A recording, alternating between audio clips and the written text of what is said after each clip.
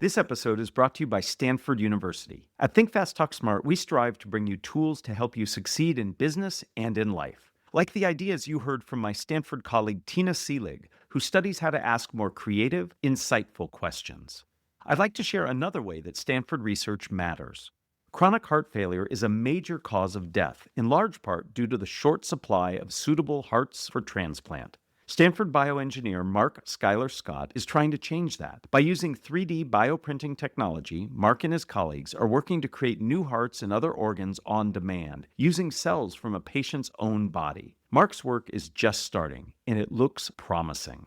Groundbreaking, innovative, and impactful work like Mark's is happening all over the Stanford campus. To stay up to date on the next great discovery, sign up for Stanford Report at connect.stanford.edu. Let's say somebody says something that is just the wrong tone and it brings the room down. You have two choices at that moment. You can say, oh God, that was terrible. That just ruined everything. And you can dwell on that. Or you can say, well, we got 30 more minutes of show and that can still be good. I'm Matt Abrahams, and I teach strategic communication at Stanford Graduate School of Business. Welcome to Think Fast, Talk Smart, the podcast. Whether it's introducing a colleague, speaking up in a work meeting, or making small talk with a cashier, most of our daily communication happens in the moment. And yet speaking on the spot is something that terrifies so many of us. The good news? Spontaneous speaking is a skill, and like any other skill, it can be learned and honed. This is the third episode in our 3-part miniseries on spontaneous speaking. Our talented team of coaches is made up of people for whom talking on the spot is integral to what they do for a living. Their jobs vary: high-stakes auctioneer, game show host, UN interpreter, FBI hostage negotiator, and more. But they have a lot to teach us. In our last episode, we focused on the art of being present and how it can allow us to better adapt to the moment. But there's still an important piece of the puzzle that we haven't covered yet. What do you do when things inevitably go wrong? With spontaneous speaking, mistakes and mess-ups are par for the course. So in this episode, our coaches will cover their most important lessons for how to deal with and manage the challenges that come from mishaps. We'll be sure to go through some case studies from their real lives to see their advice in action. Brad Rogers, who is an NFL referee and was also one of our coaches in our first episode, has a whole career's worth of experience of what to do when things go wrong. Before we get started, I wanted to thank all of you for listening and supporting Think Fast, Talk Smart. We know the content means so much to so many of you. We see it in your LinkedIn, Instagram, and YouTube posts. It takes a lot of work to bring the show to you, and I invite you to consider joining Think Fast, Talk Smart Premium to help us continue creating useful content and to reach more listeners. Check out fastersmarter.io/premium. We've often said in officiating, if you ever work the perfect game, you need to retire because it's never happened. And funny enough, I had a college game a few years ago that we got 11 plays into the game and we had a lightning delay that eventually canceled the game. And we all jokingly said, hey, we might have worked the perfect game. And so the evaluator came back with grades for those 11 plays and had downgrades and comments. And we're like, we couldn't even work 11 plays and do it perfect. So we know that there's going to be mistakes made in life. And if you do make a mistake, you have to move forward. And in football, you have to focus on the next play. You can't allow yourself to dwell in what happened in the past because that's going to cloud what's happening in the future. There's nothing that can be done about that previous play. The only thing that matters now is the upcoming play. And so I look at life the same way. I've made a mistake. Tomorrow's a new day. I've got to learn from that mistake and move forward so that I don't create the same problem again. That notion of next play is something that I have really adopted when I try to help people speak better in the moment. A lot of us can get anchored in the past and ruminate, and that prevents us from moving forward. So that advice, I think, is very well taken for any of us who have to speak in the moment. The idea of next play is one that our next coach, Peter Sagal, also uses in his job as the host of NPR's Wait, Wait, Don't Tell Me. He explains how this mindset prevents him from allowing one small mistake to define his entire performance and helps him move on with confidence. And let's say like I do a joke and it dies. Or let's say somebody says something, and this happens. I've done it. My panelists have done it. Everybody has done it. You say something that is just the wrong tone and it brings the room down. And you have two choices if you're me at that moment. You can say, oh God, that was terrible. That just ruined everything. And you can dwell on that. Or you can say, we got 30 more minutes of show, and that can still be good. So let's get back on it. Let's put this aside, and let's proceed with the expectation that from now on, everything's going to be great, because it usually is. One of the things I've come to learn about baseball players is the ability to shake off a mistake. Say, okay, that happened, but now I'm going to pitch well.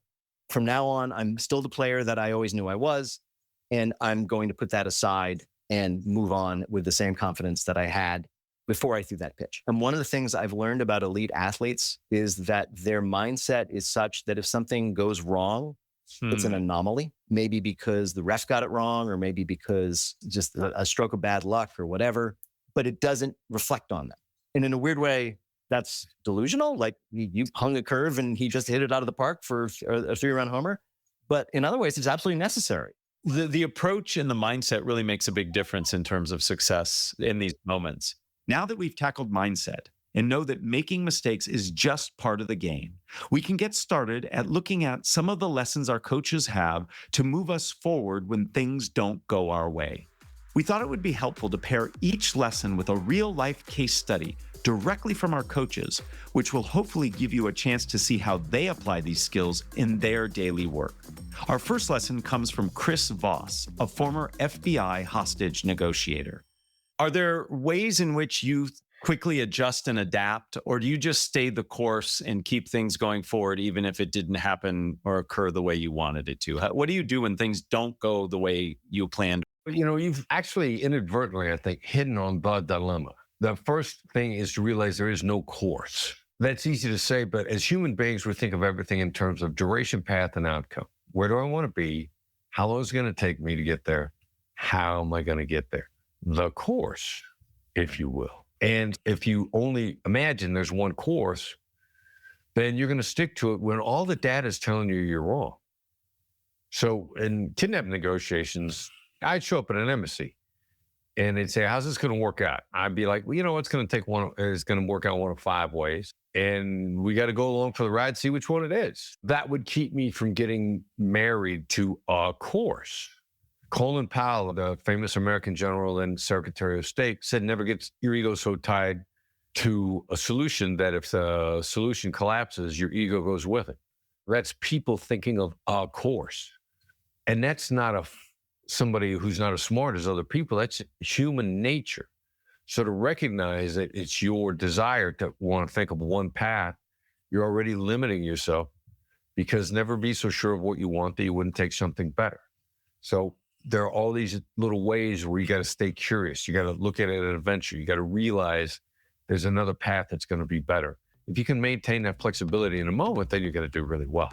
Our next coach, Annabelle Williams, exemplified that flexibility in not getting tied down to a single course of action while she was recently speaking on TV for her job as a sports broadcaster.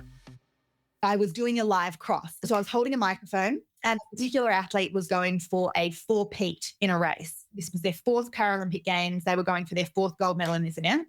And I was doing a live cross. I thought it was live. In hindsight, it was called a look live, which means you do it right before you're meant to be live and they turn it around. So it goes live a minute later. And as I was holding the microphone, I said, blah, blah athlete is going for a 4-peat. And I held up my 4 fingers and I dropped the microphone to the floor. So I leant down and I picked up the microphone and I said something like, I guess that's what happens when you've got one hand and you try and lift 4 fingers at a time. You know, the risk of dropping the microphone is high. And then I sort of moved on and kept talking for another 10 seconds or something and wrapped it. And the person said to me, it was actually a look live. We can do it again. We're going to do it live. And so we did it live. So that bit never went to air. And I remember thinking that bit should have gone to air. People think, oh gosh, what if I make a mistake? What if I make an error? It's a disaster. And in reality, in the moment, I thought, this is live. I just have to rise to the occasion. I just have to carry on. You know, what can I think of saying? And fortunately, that sort of came to my mind. But that stuff makes television gold a bit, you know.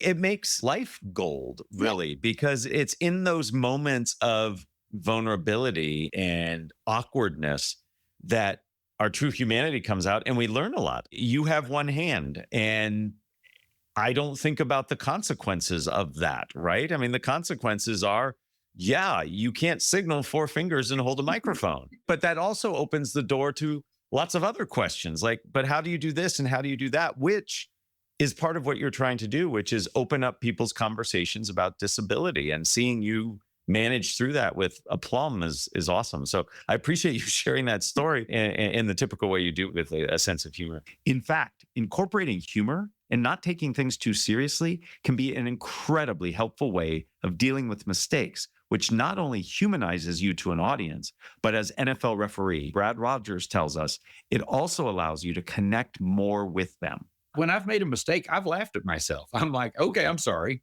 And I go back into my announcement. That kind of helps me reset in my brain. Hey, look, I made a mistake. I didn't mean to add confusion to that, but let me start over again with it. And it's funny whenever you get into something that you're so familiar with, sometimes the words can roll off your tongue and you're like, what did I just say? I can tell you a funny situation I had in Denver a couple of years ago. I was talking to a player in a timeout, and the weather was absolutely stunning. It was a 70-degree night. There wasn't an ounce of wind, and you could see stars a little bit up through the sky. And he and I were talking about where he was from. And he said, I'm from San Diego. And I said, oh, I love San Diego. It's beautiful. This feels like San Diego kind of weather.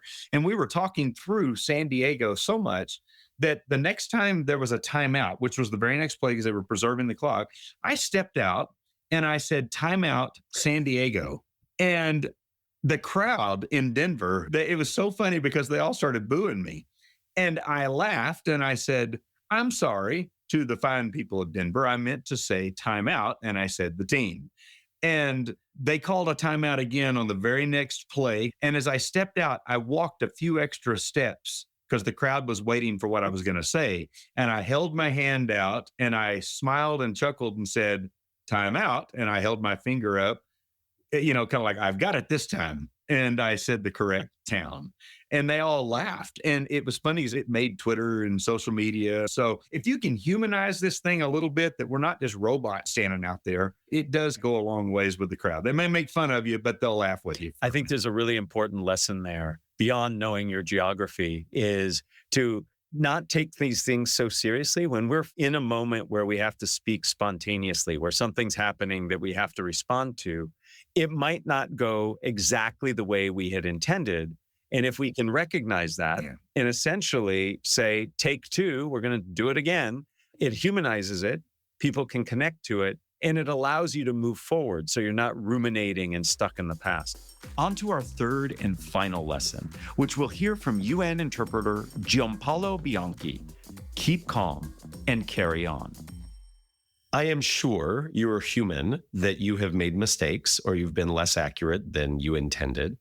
How do you recover in those moments? The first thing that you have to do when you make a mistake is, if you're able to correct it immediately, then you can just correct it immediately, because people make mistakes. So obviously you want to do it as elegantly as possible. If you make a mistake, don't stop and start stuttering and going, oh no, what I meant to do was right. And just, if you got a date wrong and it was in the year 2025 or rather 2024, things like that. Above all, you just need to keep calm and correct the mistake if you can. If you can't at that specific moment, then keep it in the back of your head and try and go back to it whenever you can. And if you do that, then I think you'll be okay. Excellent. Well, yeah, and I think that's true for any of us when we make a mistake. You have to make an in-the-moment choice. Can I correct it now, or do I have to come back to it later?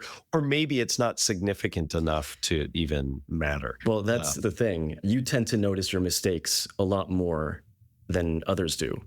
Because you're in your own head, if you make a mistake, it's very easy to say, oh no, everyone noticed, and I'm making a fool of myself. And then you'll realize that nobody even noticed that you made a mistake. But staying calm when something goes wrong is easier said than done. To see how that principle plays out in action, we'll turn back to Anabelle. You and I have known each other for quite a while, and I truly appreciate our friendship. It's so much so that you were kind enough to share a very personal and stressful story that ended up as the epilogue to the book I released, Think Faster, Talk Smarter. I'd love for people to hear that story from your mouth directly. Do you mind recounting a bit of what happened when you were called into action for the Commonwealth Games and how you had to speak spontaneously before 1 million plus people? Absolutely. I had been asked to commentate the swimming for the Commonwealth Games. So I had done a huge amount of research about the swimming, which meant that I had done absolutely no preparation on any other sport and also hadn't had an opportunity to watch any of the first 6 days of the Commonwealth Games except for the swimming. The day the swimming program ended, I went home. I thought I was all done. And I woke up the next morning to like 50,000 missed calls from the executive producer. And she basically said, look, we want you, or please need you, to fill in for the primetime segment. It was, of course, an incredible opportunity. I had never hosted a primetime segment before, but I had 5 hours to get my head around all of the content and the other sports. Plus, I had no childcare for that day. Anyway, we walked on set, and as we were about to go live, the producer said, have a look behind you. And had this big LED screen behind us, and there were 4 images of different athletes. And we decided that I would speak about 2 athletes and my co-host would speak about 2 athletes.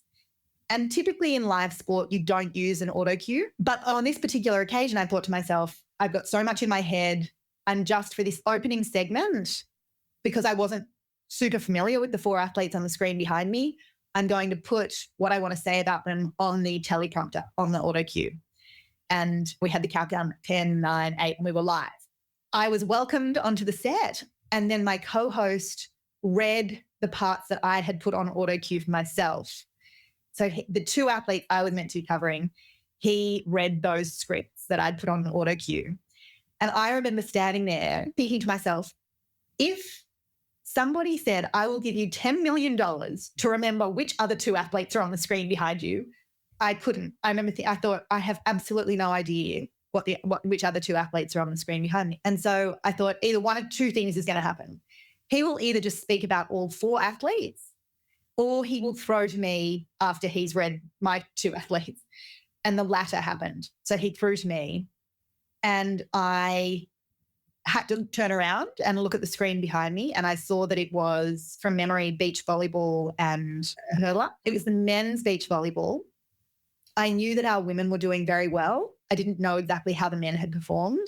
And so I made some statement about how well the women had done and how I was excited to see how the men were going to go. And then with the hurdles, I knew we had this one hurdler who's quite well known, and she has this really interesting way that she warms up. She does this dance. And I spoke about that, not actually knowing whether or not she was in the race.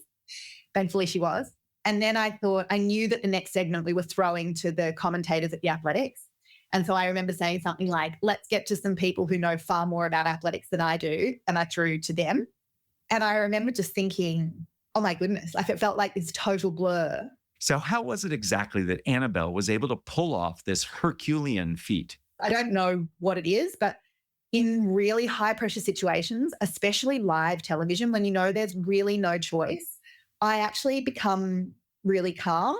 Yes. I don't know if it's because I have been an athlete and been in lots of high pressure situations, or my upbringing. To those listening, I have a disability. I'm missing my left arm, and I've grown up with, having to deal with certain challenges. But in that moment, I just thought to myself, there's no choice here. You've just got to do the best you can. It will be over soon. Just go for it. And I was proud in hindsight how I handled that. I think you should, first, thank you for recounting that story. When you first told it to me, I was blown away. And I think you remember, I said, oh my goodness, that has to be the way I end my book, because a book about spontaneous, I cannot imagine a worse situation of being in front of millions of people on live TV with nothing to say. What I find so amazing about that is, in that moment, what you did is you got centered when many of us would have gotten flustered, and you were able to pull forward some things that you did know and articulate it well, and then move forward to a point where nobody could tell. I mean, if you're watching that segment, you can't tell you didn't know what you were supposed to be saying, which is a true testament to a professional. Okay. So now that you've heard the lessons and case studies from our coaches, it's time for some homework to help you put what you've learned into practice. We'll hear from Phyllis Kao, a Sotheby's auctioneer, who we first heard from in the previous episode of our miniseries. If you missed episodes 1 and 2, we encourage you to go back and listen. In them, our coaching team tells us how we can prepare to speak spontaneously and the art of meeting the present moment. Phyllis's exercise takes us full circle by helping us reflect on how we did and recognize what we can improve on the next effort. I think a really helpful exercise that I was forced to do and now I force myself to do is to watch video of myself and really just sitting down, and I take notes. I critique myself on all the little things that bug me. I find it really helpful when you watch yourself because you think you're coming off one way and you realize you really aren't.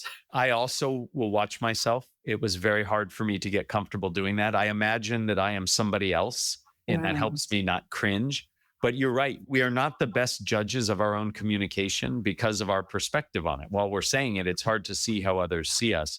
I am often relieved in what I see that it's, I felt really nervous and it doesn't come off that way, or I felt I was speaking too quickly and maybe I wasn't. But sometimes I'll see things that I'm doing that absolutely I have changed as a result. So I will take that homework and double down on it. And it's great to hear that you employ that as well. Congratulations, you've completed our spontaneous speaking training. By now, you've hopefully learned the importance of preparation, ways you can better engage with your audience in the moment, and how to turn the inevitable mistakes and mishaps into moments of gold. Although our training is ended, I hope you'll think of this as just the beginning of your journey to improving your spontaneous speaking. Whether it's in social situations or meetings with your boss, I invite you to continue practicing these skills and techniques from our wonderful coaching team. For even more resources and guidance, you can check out my book on spontaneous speaking. The title might sound a little familiar. It's called Think Faster, Talk Smarter. This episode was produced by Aru Nair and me, Matt Abrahams. Our music is from Floyd Wonder, with special thanks to Podium Podcast Company. We'd also like to thank all of our incredible coaches for their help and advice. Annabelle Williams, Giampaolo Bianchi, Brad Rogers, Chris Voss, Peter Sagal, and Phyllis Kao. Please find us on YouTube and wherever you get your podcasts. Be sure to subscribe and rate us. Also, follow us on LinkedIn and Instagram. And check out fastersmarter.io for deep dive videos, English language learning content, and our newsletter. Please consider our premium offering for extended Deep Thinks episodes, Ask Matt Anythings, and more at fastersmarter.io/premium.